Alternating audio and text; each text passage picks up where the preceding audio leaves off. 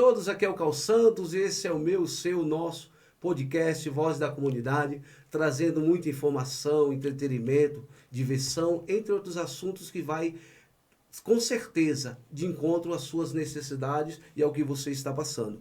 Eu quero primeiramente agradecer ao nosso que é vereador na cidade de Ferraz de Vasconcelos e também é embaixador da causa autista na cidade de Ferraz e no estado de São Paulo como um todo. Cacá, se apresente para o nosso público, Cacá. Bom, obrigado mais uma vez, Cal, pela oportunidade, a todos aqui da nossa equipe técnica, a todos que acompanham aí a Voz da Comunidade. Eu sou o Cacá, na real meu nome é Álvaro, né? As pessoas me conhecem muito mais como Cacá.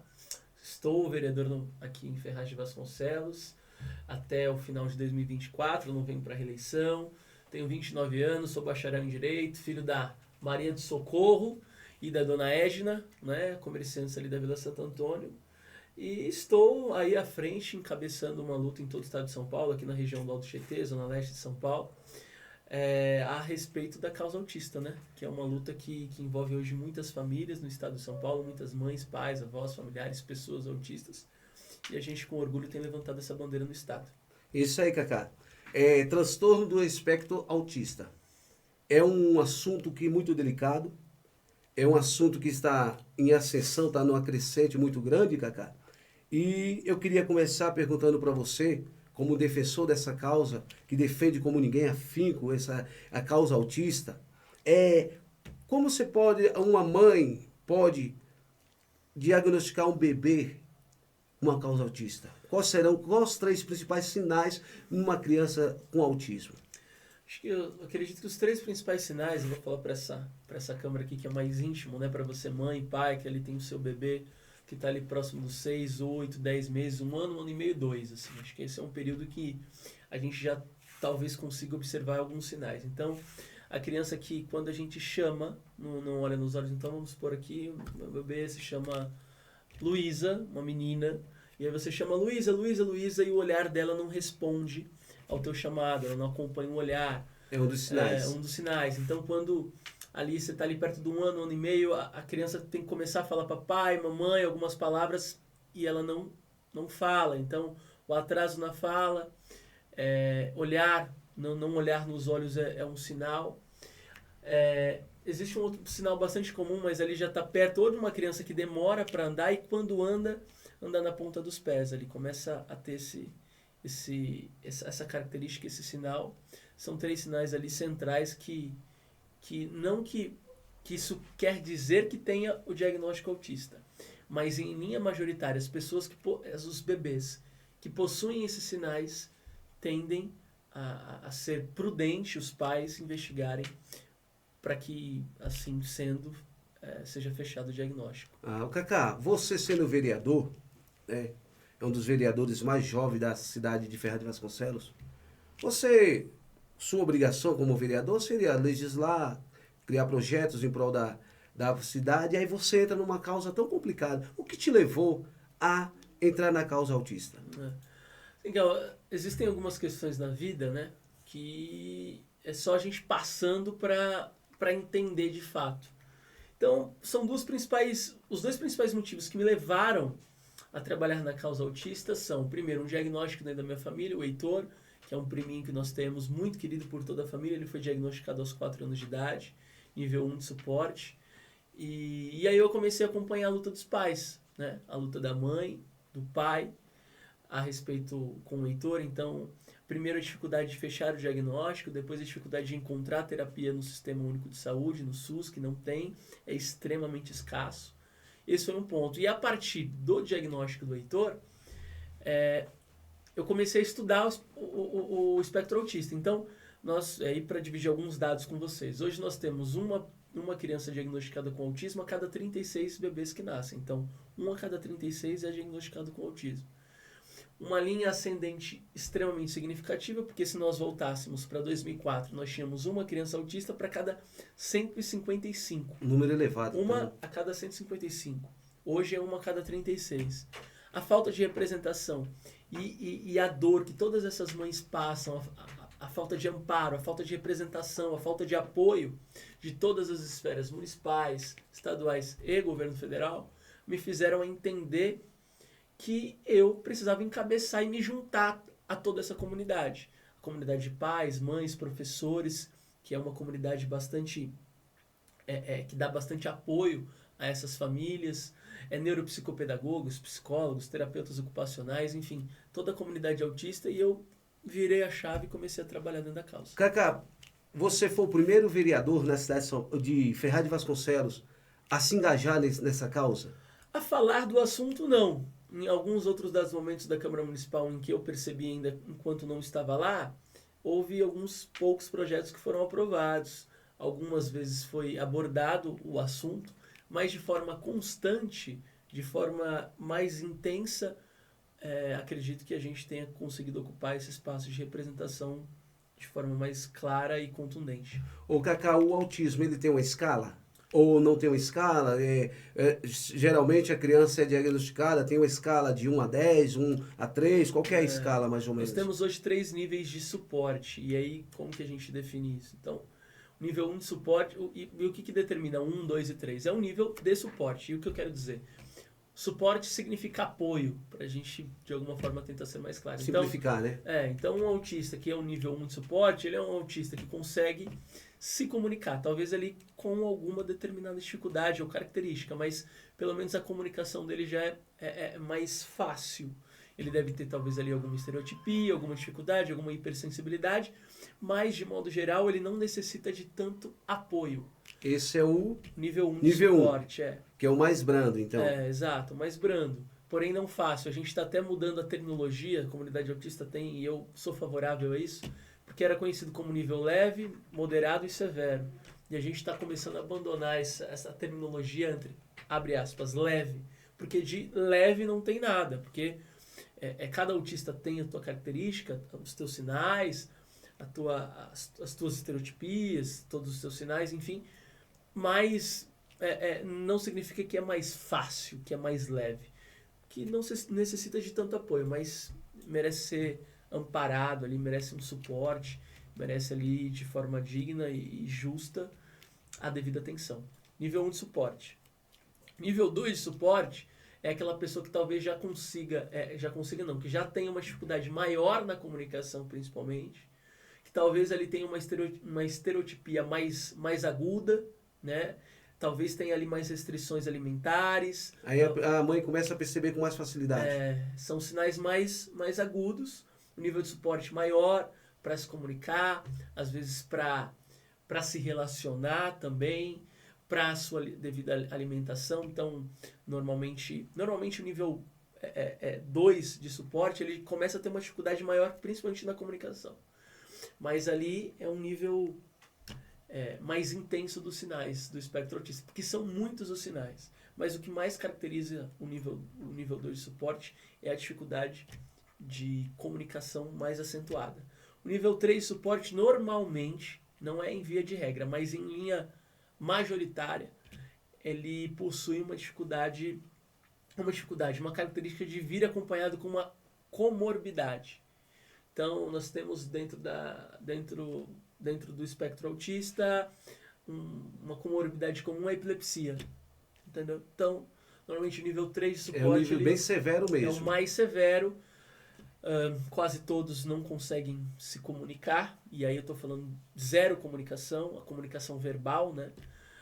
Necessita de muito apoio para se comunicar, para se relacionar, às vezes até para se comportar nos espaços, porque aí talvez tenha um nível extremamente alto de hiperatividade, ou de epilepsia, ou de algumas características de estereotipia que não consegue ficar mais quieto. O olhar já não acompanha, para a gente se comunicar é mais difícil, então esse é o nível 3 de suporte. É um bem severo mesmo. Exatamente. O Cacá, eu acompanhei você há um tempo atrás, e você esteve em Brasília, dentre outras viagens que você fizera, foi lá acompanhar a votação do rol taxativo. Uhum. Porque eu gostaria que você explicasse, que a grande maioria das pessoas não sabe o que é o rol taxativo, o que aconteceu em Brasília. Você estava lá, você fincou a sua bandeira do autismo lá, você acordou cedo, tirou um pouco da sua vida para fazer esse acompanhamento. O que é esse rol taxativo? Primeiro, antes de tudo, a gente tem que explicar o contexto. Hoje, uma mãe de autista, ela paga o convênio. Vamos supor aqui, a gente vai pagar o convênio X. E aí, o convênio X, ele paga uma clínica para fornecer o atendimento terapêutico para o meu filho. Então, eu tenho um filho, o Cal é meu filho, eu pago o convênio Y. O convênio Y é credenciado a uma clínica. Você vai fazer a sua terapia lá. Então, são 40 horas abas semanais. Eu pago R$300 a mensalidade para o convênio, correto? Todos acompanhando aqui, tranquilo. O convênio, hoje, ele paga para uma criança autista, hora aba. Hora aba é uma hora de fono, TO ou psicologia. 110, 120, R$100, o mais barato é R$90. Então, uma criança que faz, vamos fazer uma conta simples, 100 horas no mês, tá?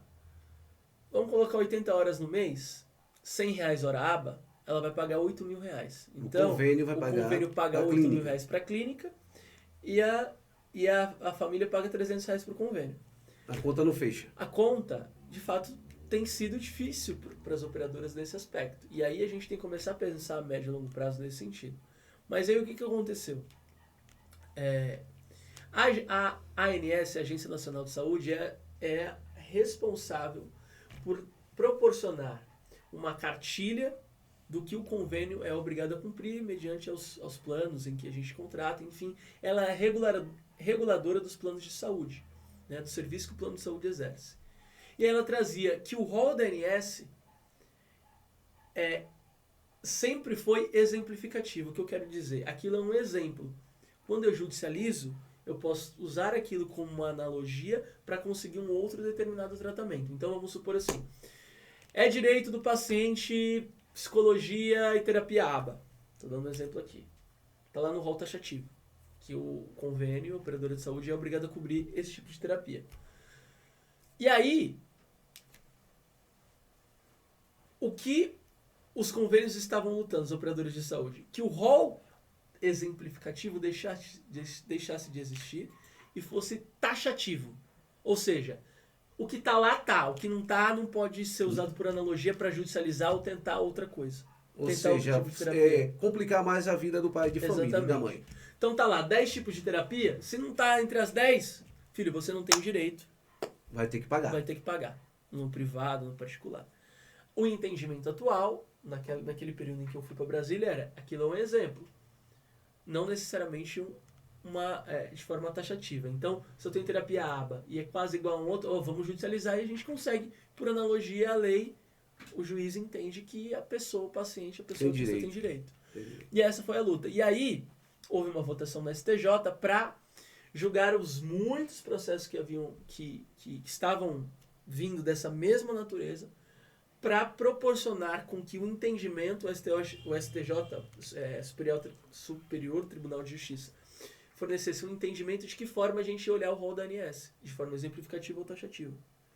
E aí, a votação lá foi inicialmente taxativa, e aí, através de força de lei, o Congresso conseguiu fazer, e aí toda a comunidade autista se moveu, etc., fazer com que, através de força de lei, o rol da ANS fosse considerado de forma exemplificativa em força de lei, não por entendimento do STJ. Entendi. Entendeu? E a gente conseguiu mudar. Por isso você teve toda essa luta. Então, foi duro. Deu certo. Ficou claro ou não? Deu certo. Ficou Tomara que ótimo. tenha entendido, porque é um pouco complexo. Principalmente o nosso telespectador, né? Que vai estar depois assistindo e certamente tem uma mãe de um autista que vai estar ali focada, que geralmente as mães são leigas. Sim. Né? São leigas. E aí você vê, Cacau, eu ia te perguntar mais uma coisa assim. Aí você foi a ter o rol taxativo, deu certo. E os governos hoje, tanto os municipais, estaduais, você deu uma pincelada, eles têm abraçado essa causa com afinco ou eles têm tentado fazer somente uma maquiagem? Eu entendo que falta muito, assim, falta muita atenção e preocupação, que aí toda ação, antes ela precisa vir de uma preocupação. E eu acho que estão começando a se preocupar agora e posteriormente já vai vir a ação. Algumas prefeituras estão se movendo aqui no nosso entorno. No estado de São Paulo eu consigo observar também. O governador algumas vezes já falou sobre a temática autista. Mas eu entendo que a gente tem que olhar o autismo não de forma tão espaçada, é o que eu quero dizer. A prefeitura de Osasco fez lá um centro de terapia, beleza. Aí um outro aqui, e aí tal, e aí o governo do estado falou um dia. Eu entendo que tem que ter uma política voltada, que venha de cima para baixo, que envolva o governo federal, o governo do estado e todas as cidades de forma homogênea, de forma... envolvendo todos os municípios do estado de São Paulo. Porque o autismo não é uma questão... Eu sempre falo, você não pode tratar um problema que é do Brasil e do mundo de forma regional. O que eu quero dizer? Não é só aqui na Zona Leste de São Paulo que está faltando um neuropediatra. É na Zona Norte, é na Zona Oeste, é na Zona Sul. Então, não é uma questão nossa, não é só a gente que tem que agir. Vamos supor que a gente consiga ter aqui onde a gente está, nós estamos aqui no Jardim Nélia, vamos supor que a gente derrube aqui 5 casas, né, fazendo todo o trabalho, e a gente construa aqui no Veredas um centro de terapia para atender 1000 pessoas autistas com tudo, psicólogo, neuropediatra, tudo. Vai vir gente de Osasco, Campinas, Guarulhos. Acaba não é ser atendido aqui, é se mudar para cá. Acaba sobrecarregando o sistema. Exatamente. Porque só vai ter somente um local. Porque não é um problema local. Porque lá também falta. É um problema nacional. Exatamente. Então, não faz sentido a gente pensar isso de forma espaçada. Porque o problema é do Brasil. Entendeu? Então, assim, nós temos que pensar, primeiro de tudo, na formação desses profissionais. Porque hoje, fiz uma leitura, eu tenho que confirmar isso até antes de falar, mas eu vou presumir aqui, tá? Nós temos menos de 400 neuropediatras formados no Brasil inteiro. Número muito 400, pequeno. Pouco. Nada. Hoje nós temos aqui em todo o Alto Tietê apenas 2 neuropediatras atendendo. A doutora Fernanda Moura em Santa Isabel, estou falando do Alto Tietê, tá aqui as Ferraz, Poaço, Zona Mogi, tal. Zona Leste aqui eu não tenho esse número. Fernanda Moura, que atende Santa Isabel 4 horas, uma vez por semana. E o Dr. George no Pinho de Melo. E com filas gigantescas para serem atendidos. Então, o que eu quero dizer? O governo federal, aí eu estou falando MEC, ensino superior, as faculdades públicas e privadas, precisa proporcionar incentivos para a gente formar profissionais voltados à saúde mental com foco na comunidade autista. Porque daqui 50 anos, a cada 10 crianças que nascerem, 5 serão autistas. Ou seja, 10% de cada 50, 5 serão autistas. 50% da população que nascer daqui 50 anos vai ser autista. E aí a gente está preparado para isso? É um número muito elevado. Nem um pouco. A gente está colapsando agora. A gente já está colapsando agora. Porque se hoje a gente olhar para trás, na tua época, quando você era da escola, você vai se lembrar de uma pessoa na escola inteira, ou 2, ou no máximo 3, aquela pessoa extremamente retraída e tímida. Aquela pessoa já era autista e a gente não falava sobre isso. Não sabia. Mas se é você que tem um filho agora, um pai, um sobrinho ou um neto, você pergunta pro seu filho na escola se tem um autista na sala dele. Toda sala de aula hoje tem um autista. E as escolas estão preparadas para isso, Não, não, todos. Municipais, estaduais, particulares? Então. E aí ontem eu publiquei uma notícia que agora foi aprovado na Câmara dos Deputados em Brasília, um projeto de lei que obriga as escolas, é quase que é um projeto até que redundante, porque já existe a lei, mas eu vi que deu uma forçada maior. De que tem que ter professor auxiliar, de que tem que ter acompanhante terapêutico, que a escola particular não pode cobrar mais caro quando for um aluno autista e tal. Tudo coisas que já são claras e evidentes, mas deu uma forçada maior ainda num projeto de lei que passou ontem e vai passar no Senado. E aí eu recebi uma mensagem de uma pessoa lá de Guarulhos que é dono de escola particular, falando, nossa, mas as escolas vão quebrar, porque não tem como marcar com esse custo. Eu falei, pois é. A comunidade autista ela vai colapsar todos os departamentos, principalmente quais? Saúde pública e educação, no público e no privado. E a gente não está olhando para isso, entendeu? Então, mas, no caso, teria que haver um projeto do governo estadual, federal, municipal, para que viesse ajudar as escolas, principalmente as particulares? Todos juntos, particulares, mas a saúde pública, a formação desses profissionais. Então, para mim, tudo vai ter que começar na formação dos profissionais. Então, você que está assistindo a gente, se tem aí vontade de estudar psicologia, terapia ocupacional, quer ser médica, a gente tem que escancarar e facilitar para que a gente aqui, pobre, da Zona Leste aqui do Fundão, tenha condição de estudar esses cursos. E fala assim, ó, vamos ofertar faculdade gratuita na USP, eu estou dando um exemplo aqui, tá? Para psicologia, para quem quer trabalhar com a comunidade autista, é isso que nós temos que fazer.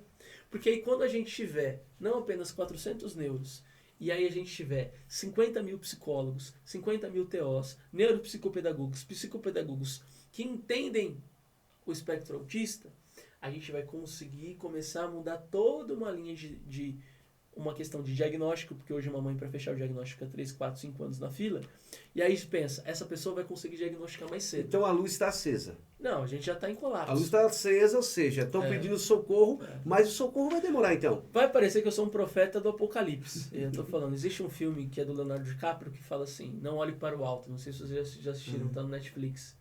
O cara fica falando, ó, vai vir uma bola de fogo aí que vai acabar com o mundo. O cara fica gritando, e aí todo mundo dá risada dele, todo mundo fala, isso aqui não vai acontecer, tá. Mais ou menos o que você está falando. Aí o fim do filme vem a bola de fogo e mata todo mundo. Você tá, ou seja, você já, como você está engajado nessa área, você já está prevendo isso. Eu estou prevendo que daqui 10 anos a gente vai ter algo em torno de um autista para cada 30, 28 crianças que nascerem e toda a sala de aula ter pelo menos 3, 4 alunos autistas, o que vai colapsar a educação e a saúde pública. Cacá, mas o autismo, ele tem uma explicação médica para o autismo? Que nem você falou, talvez há 40, 30 anos atrás tinha pessoas autistas, mas ninguém sabia. Mas há uma explicação médica, assim, ó, é uma genética. Como mais ou menos você consegue explicar para os nossos telespectadores? É igual o rol taxativo e exemplificativo. Há muitos estudos que tentam explicar o autismo, há muitos. Então, em linha majoritária, a explicação é genética. Então, assim, há uma concordância de que... De onde que surge o autismo? Por que as pessoas nascem autistas? Porque, em algum dado momento, você poderia ter um pai, um avô, um bisavô, um tataravô autista, e você não sabia. E aí vai aumentando a população, vai aumentando o número de autistas. E também pode haver uma mutação genética na hora da formação do feto em si. Então, a explicação é genética hereditária. Ainda que não tenha na sua linha ancestral, possa haver uma mutação. Uma pessoa que tem diabetes, que a família tinha diabetes, aquela coisa toda. Aí deu mais ou menos hereditário. Exato. E aí, quando não tem, pode haver uma mutação. E aí existem algumas explicações. Idade avançada dos pais, tem gente que defende essa tese. O alto consumo de agrotóxicos, tem gente que defende essa tese. Algumas medicações durante a gestação, tem gente que defende essa tese. Aí são muitas. Mas taxativo, tipo, o autismo é causado por isso. Não tem. Então nós vamos ficar com a genética. A genética é a explicação que em linha maior... Mais simplificada. Que mais faz sentido e em que os especialistas, peritos, cientistas, médicos, profissionais entendem que é a explicação maior. Ô, Cacá, eu acompanho muito você e eu vejo o seguinte, você briga muito pelo o benefício de prestação continuada. As crianças, a escala que você dissera, 1, 2, 3, todas as crianças, desde a escala 1 à escala 3, eles têm direito ao benefício de prestação continuada? Sim. E porque muitas vezes eu tenho um colega nosso que trabalha com a gente... Lógico, respeitando alguns requisitos. Isso. A filha dele tem 21 anos, ela tem autismo e ele não conseguiu benefício por quê? Você consegue dar uma explicação mais ou menos para... certamente tem algum pai, alguma mãe que está fazendo essa mesma pergunta. Agora diz assim, olha, eu dei entrada, eu levei os laudos e... Ou é porque o laudo que serve, Cacá, você vai me... Dentro já fazer englobar já uma pergunta só, você vai me dizer o seguinte. O laudo, ele tem que ser somente o do estado, do município, ou tem que ser o laudo particular também serve? Eu vou falar perante a lei, tá? Pode ser o laudo público e particular, os dois laudos servem. Agora, o perito do INSS, ele tem um apreço maior pelo laudo público, isso é natural, mas pode o laudo público e o particular. Tem pessoas que eu conheço que foram aprovadas, que têm benefícios que são de laudo particular.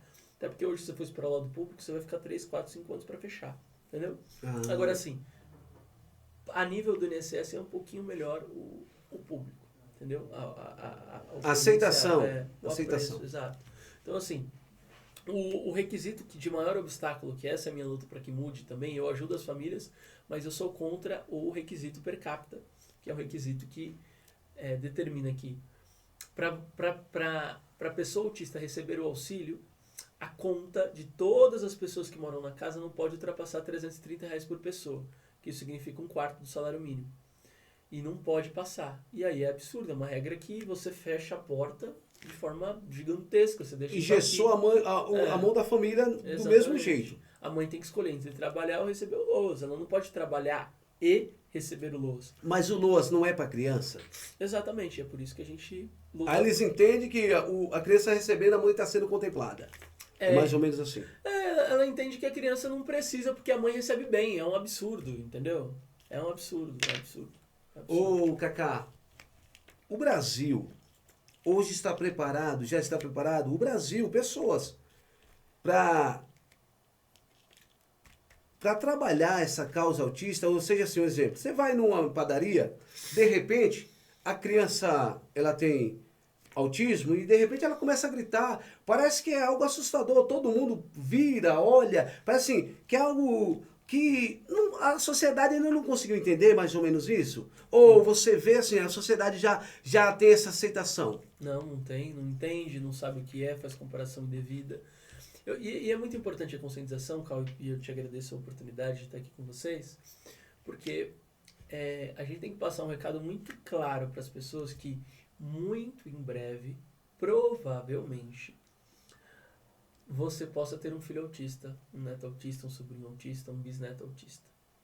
E esse olhar torto, discriminação, preconceito, bullying, desconhecimento, afeta e fere muitos pais, muitas mães, muitos avós, muitas pessoas autistas.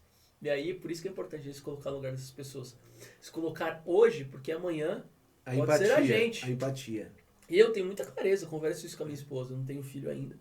Mas eu converso, falo assim, ó, vamos pensar na gravidez, vamos projetar o nosso filho, a nossa filha, a gente quer uma menina. Vamos pensar nesse momento e entender que ela pode ser autista. E se não for a nossa filha, vai ser a nossa neta, a chance é maior ainda.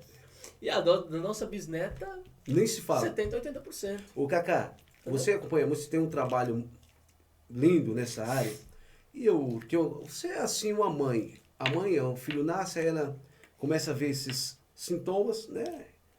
Aí ela vai no meio, procura o médico vai diagnosticar. E pô, mãe, como que é pra você geralmente você, né, que você não é a mãe, mas você tem esse sentimento porque você trabalha. A gente consegue ter um filho maior. Como que é para uma mãe receber um diagnóstico que seu filho é autista e num grau severo? Olha, eu não posso me colocar ao ponto lugar dela, né? Porque seria... eu estou tentando achar a palavra correta, mas assim, não é legítimo para mim tentar se colocar no lugar dela, porque eu acho que é um negócio que ser mãe é um negócio que o pai ainda nunca vai entender. Eu acho que esse sentimento de ser mãe atípica de um filho autista é ainda maior. Mas, posso falar da experiência que eu tenho de conversa com elas. Luta atrás de luta. Eu falo que toda mãe de autista tem que ser ativista por natureza. Porque tudo é luta, do começo ao fim. Então, assim, fala, tipo, é uma luta. Vou conseguir o diagnóstico. Consegui o diagnóstico. Ufa, agora vai vir um tempo bom. Não, aí é uma outra complica etapa. mais ainda. Aí a luta é pior. Agora eu preciso de terapia. Aí vai terapia. Consegui terapia. Ótimo, beleza. Aí a mãe tá ali perto o seu filho começa a fazer 15, 20, 25 anos, a mãe começa a passar ali da casa dos 60, 55. Fala assim, agora eu preciso lutar por uma residência, porque se meu filho for nível 3 de suporte, ou nível 2 ali, que necessita de muito suporte para viver, com quem que ele vai ficar? Aí a gente conta vamos lutar por residências terapêuticas, né? Então, é constante. E a mãe, quando recebe a notícia dessa, ela tem um amparo do poder público assistindo ela com um psicólogo? Não tem? Porque para a mãe é muito complicado ela receber um diagnóstico desse, porque a mãe, automaticamente ela quer que o filho nasça, cresça e comece a andar, brincar e traga alegria para ela. Ela se encontra em situação dessa e o poder público não faz nada para ajudá-la? Tipo assim, psicologicamente, tão simples. Vamos atender a mãe de um psicólogo, vamos tentar fortalecê-la, não tem nada disso?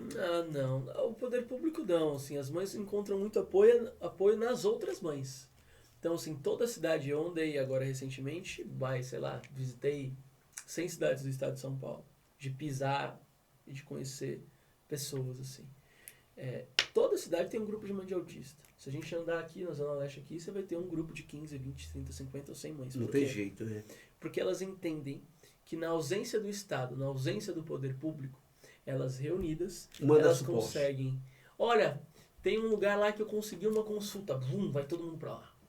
Olha, vamos fazer um evento para arrecadar dinheiro para a gente conseguir ajudar com a passagem, o transporte. Vum, todo mundo junto. Então, assim, o apoio psicológico... É uma dor coletiva. E toda mãe, ela vira psicóloga uma da outra, porque um dia a mãe tá fraca, a outra vai e ajuda, outro dia a outra vai, e a outra dia tá com vontade. E é assim.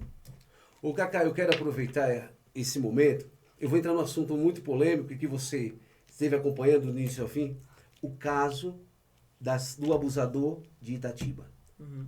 Talvez muitos não saibam, mas criança autista foi abusada por a pessoa responsável pelo lugar. Eu gostaria que você explicasse e dissesse para o nosso público o que aconteceu com essa pessoa. Essa pessoa foi punida, o que aconteceu com ela e com as crianças. Porque, uma pessoa que já não tem problema, já é complicado passar por um abuso, imagine crianças com autismo. Sim. Você pode explicar para nós mais ou menos esse caso? Eu estive lá em Itatiba, era uma clínica de terapia, em que o terapeuta ocupacional abusou de primeiramente uma criança, e depois foram aparecendo as outras testemunhas, outras mães relatando, em que os filhos também começaram a dizer que foram ali de alguma forma abusados por esse mesmo terapeuta ocupacional. Ele foi afastado de forma instantânea pela clínica. E aí as mães abriram uma notícia-crime, né, um boletim de ocorrência, para investigação. Ele, com o tempo, foragido, mas depois, a última informação que eu tenho é que foi determinada a prisão dele, né, ali todas as mães, através da notícia-crime, enfim, o juiz entendeu que era importante a prisão preventiva dele, e foi a última notícia que eu tenho. Há umas 2, 3 semanas atrás, eu recebi uma notícia de um dos pais, um dos familiares, falaram que ele estava ainda em prisão preventiva. Eu não sei se ainda, talvez através de algum recurso, tenha conseguido a liberdade, mas a última notícia que eu tive é que foi dada a sentença e ele estava preso de forma preventiva.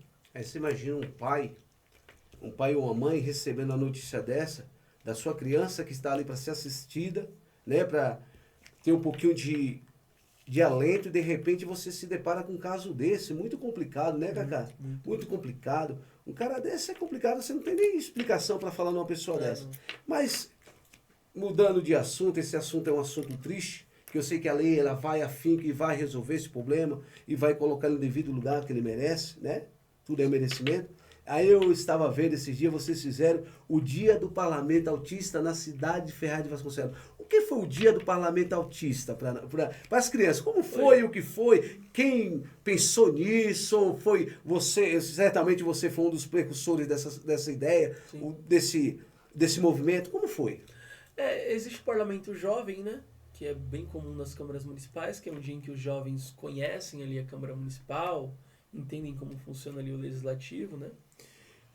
E aí eu tive um insight de pensar em um dia das crianças ali, crianças acima de 10 anos, que tenham ali a cognição já um pouco mais aperfeiçoada, para conhecer a Câmara Municipal, entender como funciona a Câmara Municipal e também, para mim, tinha uma natureza de um ato simbólico também. Então, o que era o Parlamento Autista? Era um dia para falar sobre a Câmara Municipal, dar uma aula de como funciona a Câmara Municipal para as pessoas, crianças, adolescentes, adultos autistas, mas também um ato simbólico em que eles ocupassem as cadeiras de vereadores, 17 cadeiras em Ferraz de Vasconcelos, para demonstrar que o autismo é uma realidade social em que nós teremos autistas em todos os espaços, né? E, por que não, é um espaço extremamente legítimo para eles termos vereadores, deputados, prefeitos, governadores, presidente da República, diagnosticado com médicos, autismo, né? Médico, enfim. É um espaço para todos. E na política não é diferente. Então, a ideia foi um dia de ensinamento, mas também um ato simbólico de... Ali tem que ser um lugar também para as pessoas autistas. Ô, Cacá, eu estava vendo alguns vídeos seus e você falou um tema muito importante, a sobrecarga sensorial. O que quer dizer? Talvez nós falamos dessa forma, muitas mães que não têm o conhecimento, tá tão sobrecarregadas, elas não entendem. Se você explicasse, eu falei, ó, vamos trazer o Kaká, nós vamos extrair o máximo dele, para que as mães que estão do outro lado, as pessoas que passam por esse problema, venha amanhã depois dizendo, olha, o Kaká nos explicou e foi muito bom aquela palestra, aquela conversa. O que é a carga sensorial? Sobrecarga sensorial significa que as nossas sensações são sobrecarregadas, são exageradas. Então, uma pessoa autista que tem ali sobrecarga sensorial auditiva, significa que uma batida de palma seja, sei lá, ampliada 10, 15, 20 vezes maior do que... Como se fosse o barulho do rojão. Uma pessoa típica, é um barulho estrondoroso. Então, tem muitas crianças autistas que usam fone de ouvido, porque todos os barulhos do dia a dia, uma buzina, um fogos, uma música alta, tudo isso incomoda bastante, porque o som é de forma exagerada, muito mais ampliada do que a gente, que é pessoas típicas. É muito importante você falar que as pessoas normais, sempre a gente se comunicar e falar pessoas típicas e atípicas. Ei. Então nós que somos típicos, entender que o som para nós tem um determinado efeito. Para as pessoas atípicas que possuem, isso não é uma regra, né? Tem autistas que não possuem sobrecarga sensorial, mas uma boa parte tem. E ali, então, auditiva, tem a sensorial, então toque. A gente vai dar um toque aqui, é um toque muito mais agressivo, a pessoa não gosta do toque. Isso é uma característica, é um sinal do espectro autista. É uma sobrecarga sensorial. Tem a que diz respeito à luz também. Então a gente está aqui, conheço alguns autistas que não conseguem ir em shopping. Shopping tem uma luz muito forte, né? Um clarão muito alto. Então, aquilo vira uma luminosidade gigantesca que incomoda o olho. As pessoas, então, alguns usam óculos, etc. Então, são algumas das sobrecargas sensoriais. Então, com a sensação que eles têm que aquilo para ele vai fazer mal. Mais ou menos para nós é normal. Incomoda, isso gera estresse, aí dá gatilho e a pessoa entra em crise. Para nós é normal. Então, essas crises, por exemplo, que pode acontecer no supermercado, uma criança fica em crise, estresse, pode ser porque naquele supermercado talvez tenha muito barulho. Muito barulho, né? Uma feira livre. A espera, a fila, tudo isso verdade. aí não é sobrecarga sensorial, mas é um gatilho de estresse. Eu gostaria que você falasse um pouco da lei 13977, lei federal, que leva o nome do filho do Mion. Eu gostaria que falasse um pouco sobre essa lei, você que está tão engajado nessa. Eu vi um comentário seu, achei muito interessante, e eu queria compartilhar com nossos telespectadores, Kaká. A lei Romeu Mion é uma lei assim, bastante importante, porque assim, o autista ele não tem um sinal físico muito claro. Então a gente fala da pessoa que tem síndrome de Down. Então você reconhece, tem aqui uma pessoa que tem síndrome de Down. Você vê pelo traço físico, corpo, estético, de que a pessoa tem síndrome de Down e ela é considerada uma pessoa com deficiência. O autista não. Então a gente viu agora recentemente, né, a Letícia Sabatella foi diagnosticada com autismo. Então uma pessoa que nunca ninguém suspeitou, pelo menos a distância de uma pessoa famosa, ou talvez pessoas que conviveram com ela, só aqueles que entendem muito do autismo talvez pudessem suspeitar, mas nunca diagnosticar. E o autismo não tem esse traço claro. Então, a Lei Romeu Mion, ela traz o formato da carteirinha, né? O CIPTEA, que hoje é aprovado em todo o estado de São Paulo, alguns poupa-tempos estão emitindo, entregando, mas de forma online também dá para a mãe e o pai conseguir fazer para o teu filho ou a pessoa autista, para a pessoa andar com a carteirinha e o crachazinho de que ali é aquele... Porque ninguém anda com um laudo na bolsa, né? Não é comum, não é natural. Mas você andar com um crachazinho, uma carteirinha, a gente vai saber que aquela pessoa é autista. E aí, para dar prioridade nas filas públicas, privadas, para ter empatia em alguns casos, é importante a lei. Romeu Mion. Então essa lei veio para tentar dar um alívio para os pais. Para dar tranquilidade, para dar, né, publicidade e até fortalecer fortalecer o combate ao preconceito. Né? É um assunto muito interessante, o autismo, Kaká.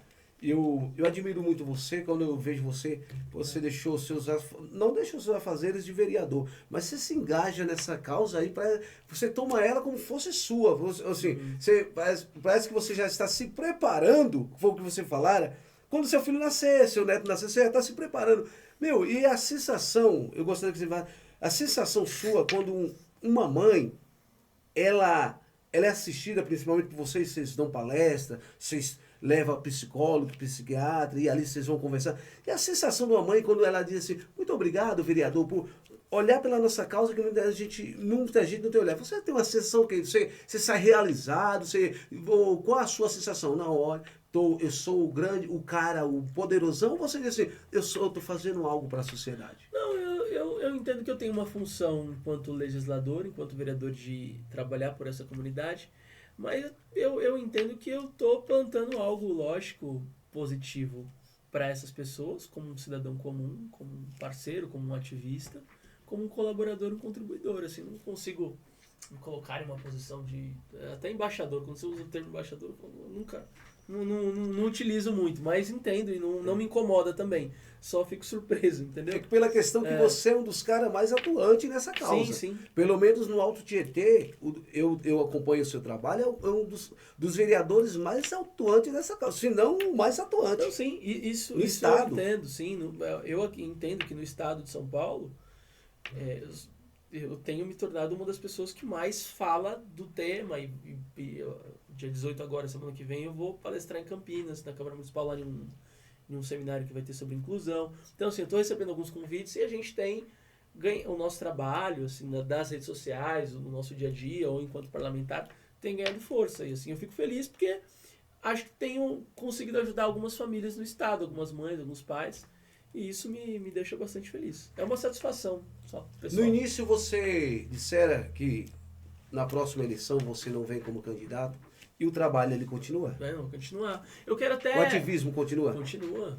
Assim, a minha ideia, eu não venho para a reeleição em Ferraz, porque durante a campanha eleitoral eu já dizia que eu não viria para a reeleição. Mesmo antes de eu ser candidato a deputado, mesmo antes de saber se eu ganharia para vereador, eu falava, é a minha última eleição de vereador, ganhando ou perdendo.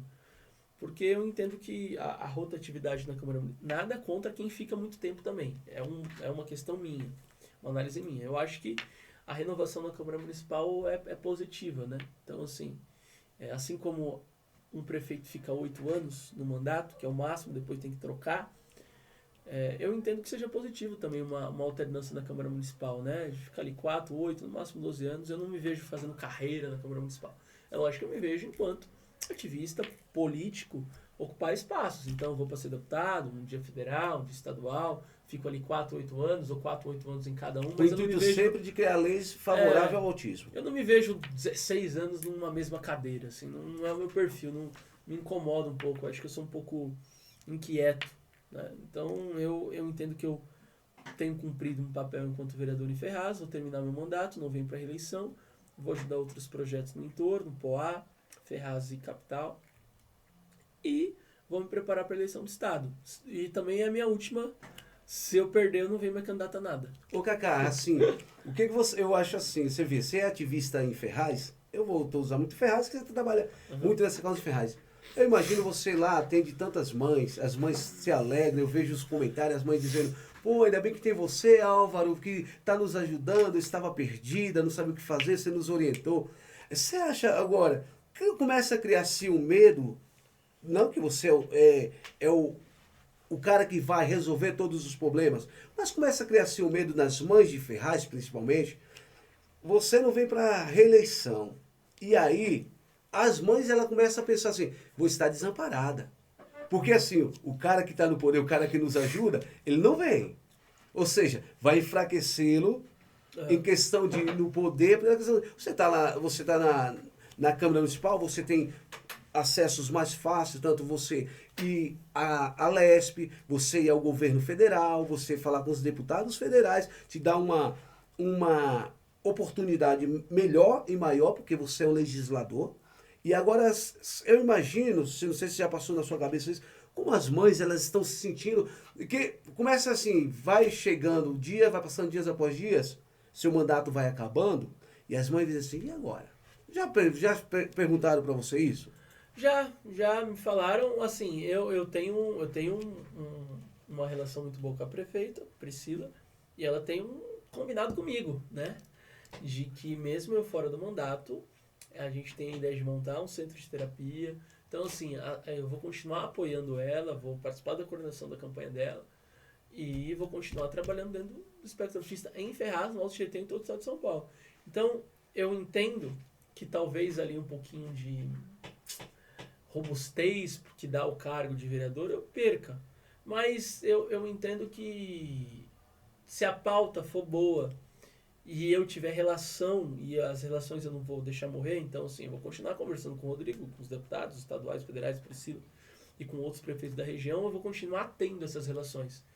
E mesmo não estando no mandato, eu acredito que pelo menos o respeito dessas pessoas eu vou ter e eles vão me atender. E aí quando eu atender, eu vou cobrar. Levar o autismo. Eu vou levar. Vai injetar nos caras o autismo. Aí vamos ficar em cima de todos. Isso. Eu acho que é um dos medos da população, principalmente de Ferraz.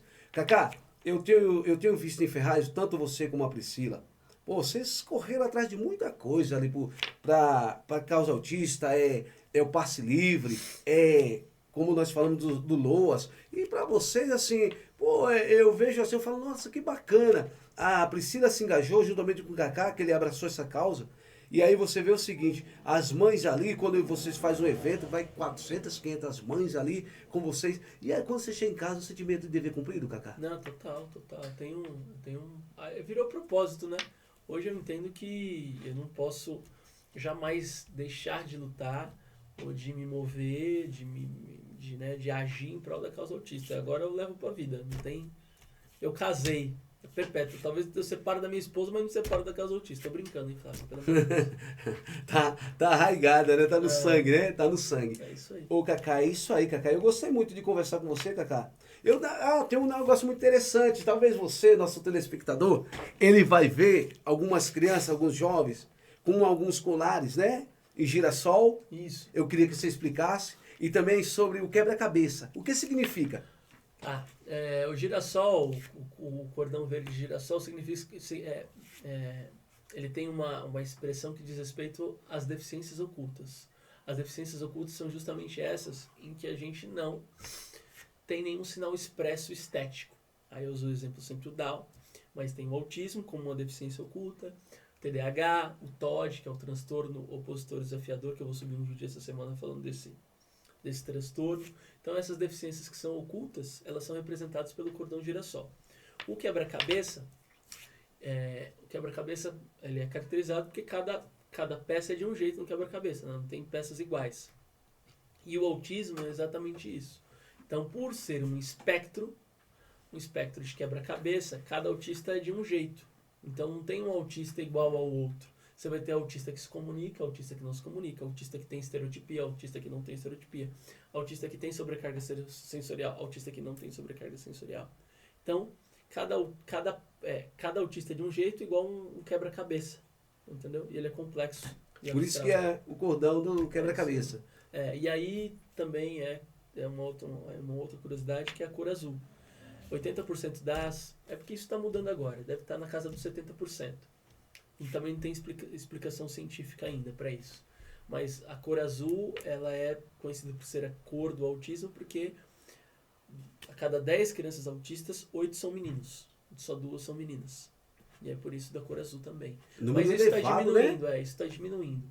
É porque existe uma dificuldade de perceber os sinais do autismo dentro das meninas. Existem alguns estudos que falam em que as meninas, elas possuem uma capacidade maior de...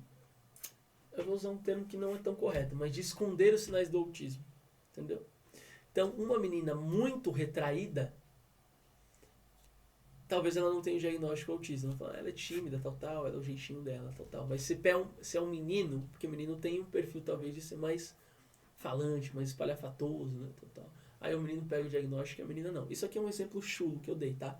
Mas o diagnóstico nas meninas ainda é um pouco abaixo, um pouco não, significativamente abaixo dos meninos. Isso não quer dizer que existe mais autista homem do que mulher. Eu entendo que diagnosticado tem. Diagnosticado.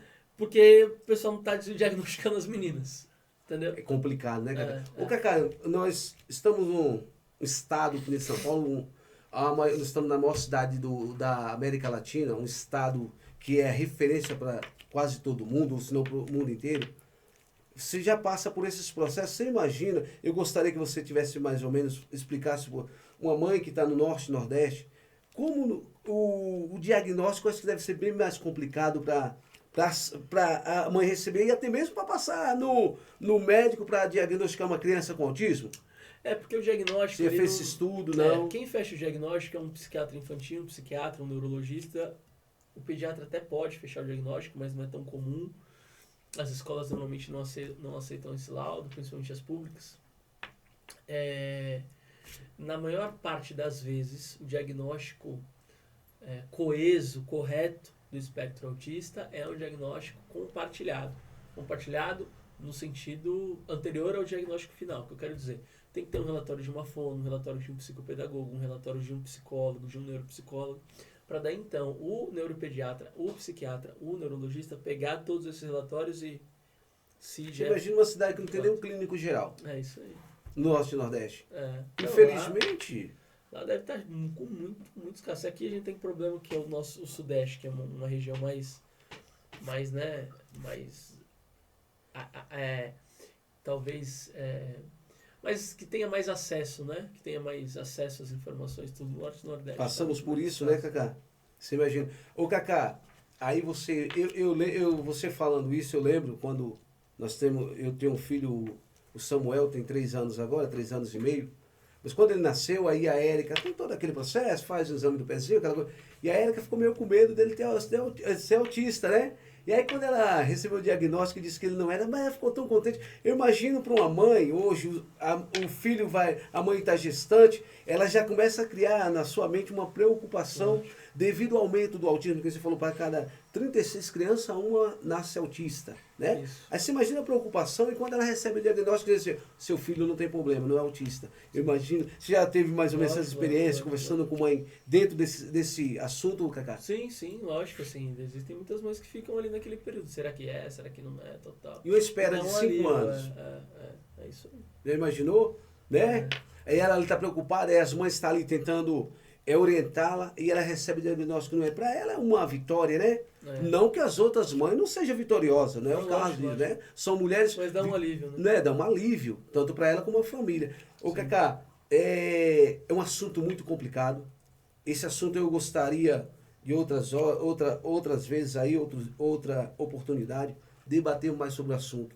Eu admiro você porque você é um cara que vai a fundo, eu te acompanho. Tem dias eu te acompanho e você vai dizer isso.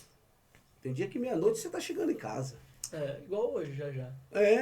Você vai para palestra, domingo você vai em palestra em vários lugares, ali levando psicólogo, psiquiatra, levando ali tentando um esclarecimento maior para a mãe. Aí a sua casa, muitas vezes você deixa, que você falou, você está deixando de ver muitas vezes a sua casa, a sua causa, família, para viver a causa dos outros. Isso para você, qual o sentimento que te dá, Cacá?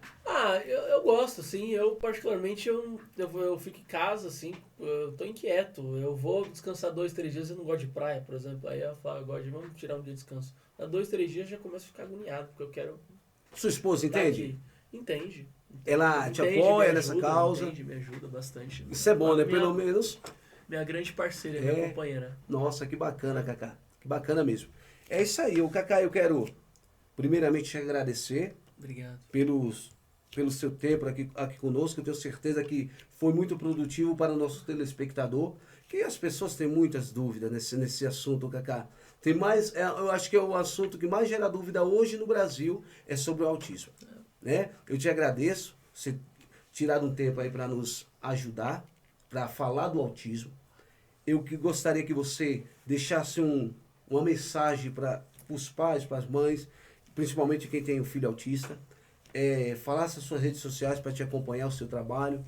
Eu gostaria que você falasse para essa mãe uma palavra de esperança. Talvez ela ficou sabendo que seu filho é autista e o seu mundo praticamente desabou. Eu gostaria que você desse uma palavra de reflexão nesse momento, Cacá. Queria agradecer mais uma vez o convite, a oportunidade, Cal, da gente falar sobre autismo. Eu tenho uma camiseta que está escrito "Vamos falar sobre autismo", porque quanto mais a gente falar sobre autismo, as pessoas vão ser conscientizadas, as pessoas vão saber mais sobre esse tema que é tão importante. Então, obrigado pela oportunidade, pelo convite. E falar para você que está assistindo a gente, que está aqui ouvindo a voz da comunidade, que é muito importante você pai, mãe, novo ali, que está com o teu filho 6 meses, acabou de nascer, ou que está grávida, estudar sobre o espectro autista, a importância de diagnosticar de forma precoce, porque isso pode mudar muito o futuro. Uma criança que hoje faz terapia a partir de 1 ano, 1 ano e meio, que talvez seja sem terapia se torne um nível 3 de suporte, se começar a terapia muito cedo, vira nível 1 de suporte, se torna nível 1 de suporte. O autismo é para a vida toda, não tem cura, não tem prevenção. Mas existe terapia e a gente tem cada vez mais valorizar o diagnóstico precoce e a terapia. Isso com certeza vai transformar a médio e longo prazo a história de todas essas pessoas autistas do nosso presente e futuro. Então é essa a mensagem. Muita força a você que já é mãe e pai de autista. Sei que a luta é árdua, mas a tua persistência, a tua perseverança tem que estar sempre viva aí para a gente conseguir vencer os obstáculos e mudar a história do nosso país. Acho que é isso. Obrigado. É isso aí, gente. Eu agradeço muito você, telespectador.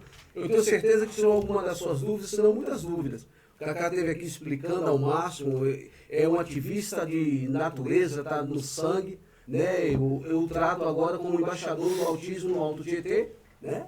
Porque ele trabalha nessa área. Eu agradeço a você, nosso ouvinte do podcast Voz da Comunidade. Eu quero agradecer também aos nossos colaboradores que estão lá do outro lado, não são vistos, mas temos que lembrar deles. Isso só acontece, Cacá, porque essas pessoas estão do outro lado, né? O Manuel, o Pedro, o Jonathan, a Érica, o Cláudio, que tem nos ajudado bastante também. Eu tenho certeza, Cacá, que esse podcast é para isso, para tirar dúvida. Talvez, Cacá, em outro momento, a mãe não ia saber nunca disso. As mães não têm esse acesso tão fácil a esse assunto tão delicado. Então é isso aí, o podcast Voz da Verdade é para isso, para esclarecer, para trazer informação, conteúdo de qualidade, para trazer para a comunidade, o Cacá. Nós geramos esse podcast para quê? Para que as pessoas nas comunidades do Brasil entendam que tem alguém que briga arduamente pela causa. Porque a causa não é só autista, tem outro. Nós vamos trazer outros temas muito relevantes, temas que vai chamar a atenção de muitos pais, muitas mães. E é isso aí, eu conto com você sempre. Essa é a nossa voz da comunidade. Esse é o seu apresentador, Carl Santos, que vos traz essa mensagem. Eu espero que você tenha gostado, que o Papai do Céu te abençoe e até a próxima, em nome de Jesus.